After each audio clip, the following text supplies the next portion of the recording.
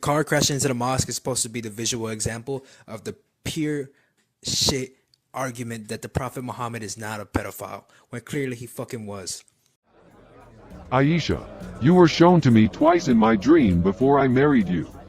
I saw an angel carrying you in a silken piece of cloth. And I said to him, uncover her. And behold, it was you. I said to myself, if this is from Allah, then it must happen.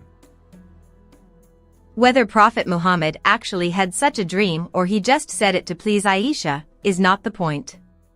What matters here is that it indicates that Aisha was a baby being carried by an angel when the Prophet dreamt of her. The question is, what kind of man dreams about marrying a baby? And in a practice that Muslims claim to not do, because supposedly they can control their urges, but supposedly the Prophet can with a 9-year-old girl. It has become widespread these days, and especially during weddings, the habit of mufakatat of the children. What is the opinion of scholars, knowing full well that the Prophet, the peace and prayer of Allah be upon him, also practiced the thighing of Aisha, the mother of believers, may Allah be pleased with her? So this man asking about mufakatha or thighing that Prophet Muhammad did toward Aisha, before Aisha reached 9 years old.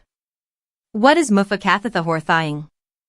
According to Mujam Lughat al-Fuqaha or Dictionary of Islamic Legal Terminology, page 445, thighing or mufakatha means shoving the male genital between the thighs of a woman.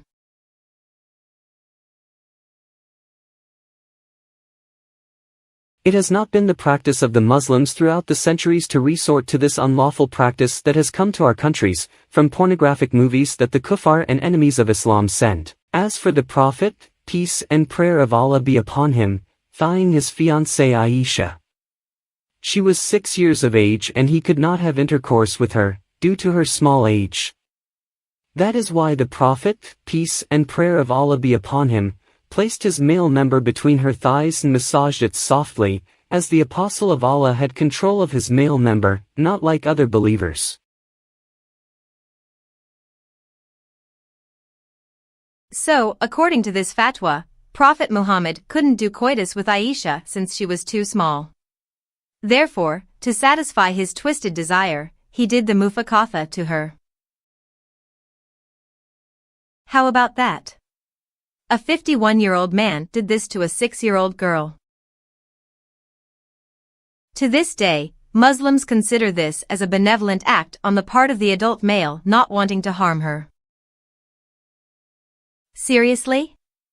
What harm could be inflicted upon a young girl mentally and emotionally if not a grown man showing her his manhood and rubbing it between her legs? The Bible says that if you are careful to offend man, you offend God in the process. We cannot allow this to happen so long as the Prophet is claimed and proven to be a pedophile. We cannot let it happen. We cannot falter.